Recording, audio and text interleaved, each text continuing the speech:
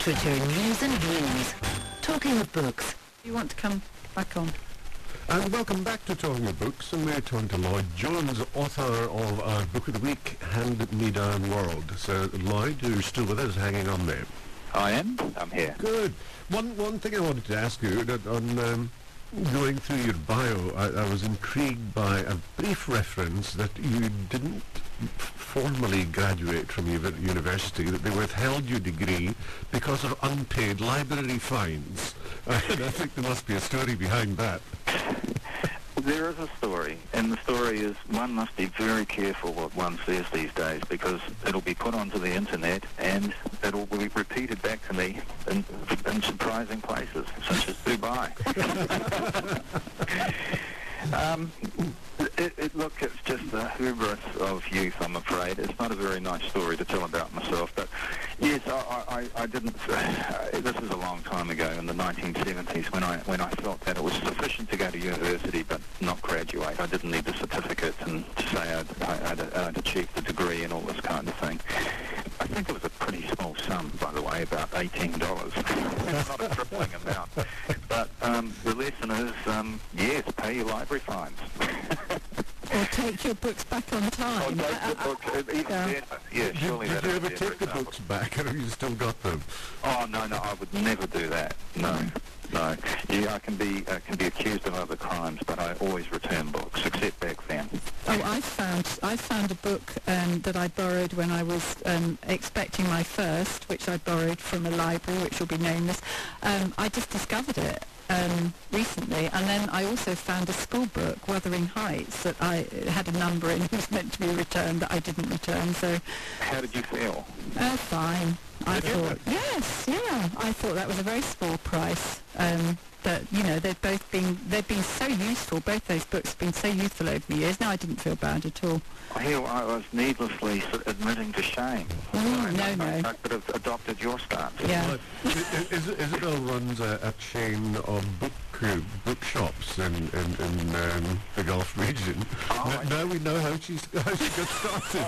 Exactly.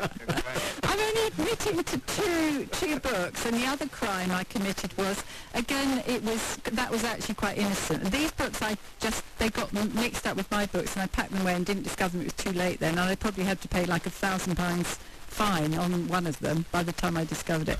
The other crime I committed was taking pebbles off Southwold Beach and taking them home and making a pattern for herbs in our house in Cambridge. And I didn't realise it was illegal to remove pebbles from beaches in England, so I'll never do that. Either. I didn't know they were in short supply either. Oh yeah, apparently it is. It's I don't know if it's a criminal offence, but it's certainly an offence. So there we go.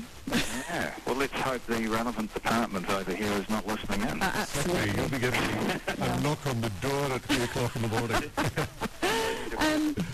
Lloyd, coming back to the wonderful book Hand Me Down World, was the story based on something that you know that was true, and then you turned it into a fictional book, or was it completely something you started off and sort of thought up yourself? Well, a little bit of both, really. I mean, there's no... what happened was in, I think, 2007-8, I had a writer's residency in Berlin.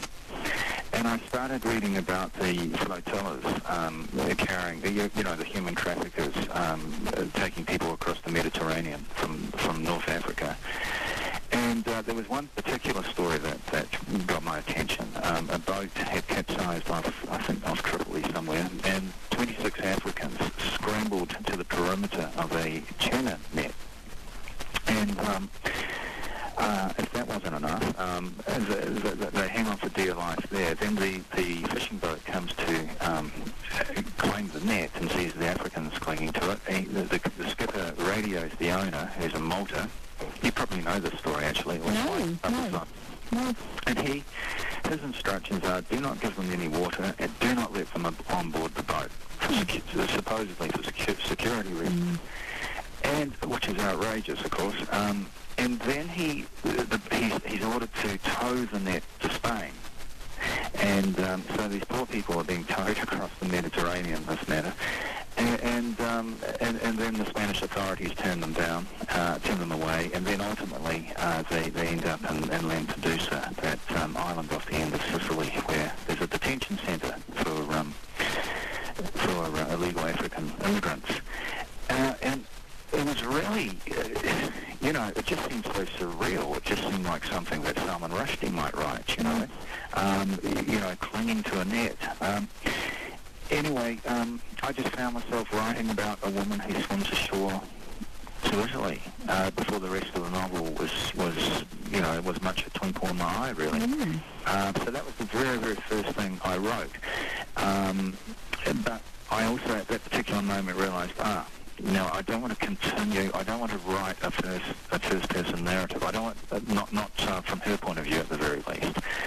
So I just had to wait a little bit for the style to arrive, I suppose.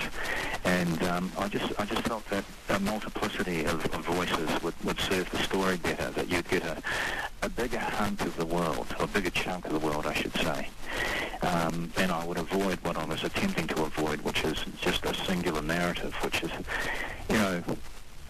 it can get a little bit dull to write because it's so causal. This happened and this happened and this happened, and it's a little bit plot-driven. Whereas this, in the style I've adopted here, one of the things that a novelist always has to grapple with is time. How do you use time? Whereas using a multiplicity of voices and hearing them speak directly to the reader, time, it's a very flexible thing.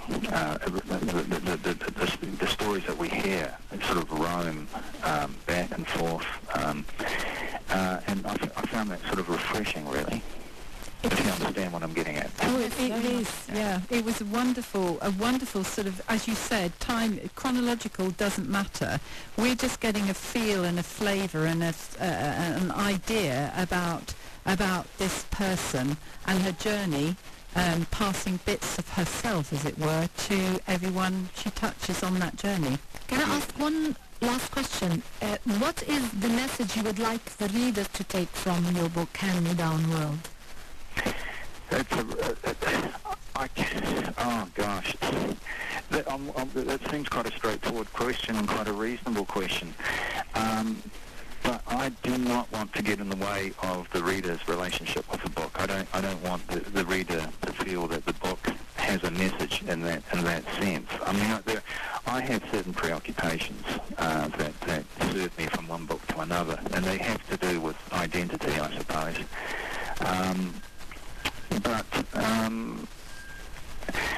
I don't think I need to tell the reader what the message is here. I suppose, do you remember that the section in the book where the English film researcher is just observing the Roma, the gypsies in Alexanderplatz, and watching how people avoid them?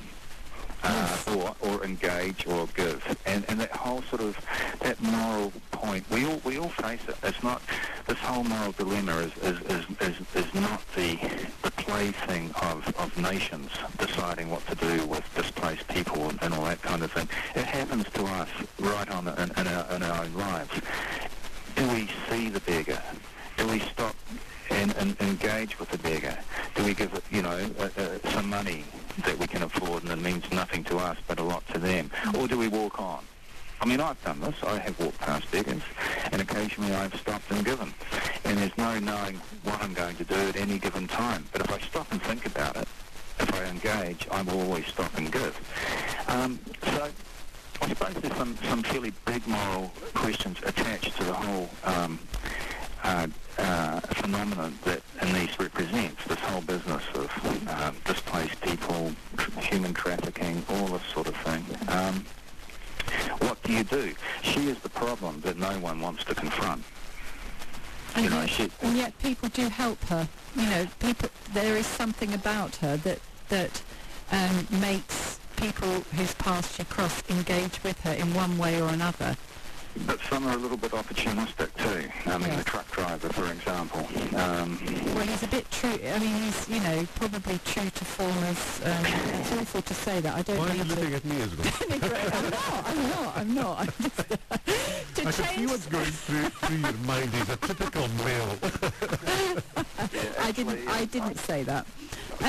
There's one question I wanted to ask. I saw that the Australian cover had on its front a dark woman in a blue coat, and it's that blue coat that is such a prominent, distinctive feature that everyone recognises her by, because it's a very nice coat. And yet the English version has got, it's a beautiful sort of like a wood print, but she's in red.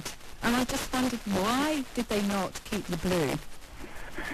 Or is that not to do with you? You've just in a very public way exposed the problem. The thing about the English one, it's the cover is done by a very clever, talented woman, Petra Bonner, and she had done Mr. Pitt and my other covers, and the idea was to have Hand-Me-Down have the same sort of look for Hand-Me-Down.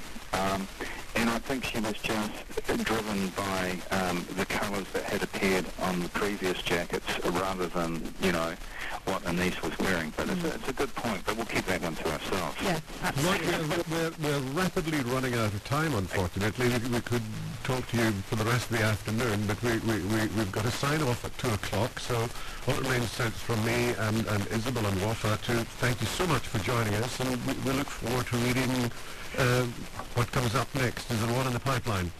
Well, thank you very much, and it's been a pleasure to talk to you, and thank you very much for being so positive about the book. Okay. And hope we'll see you in person, Lloyd.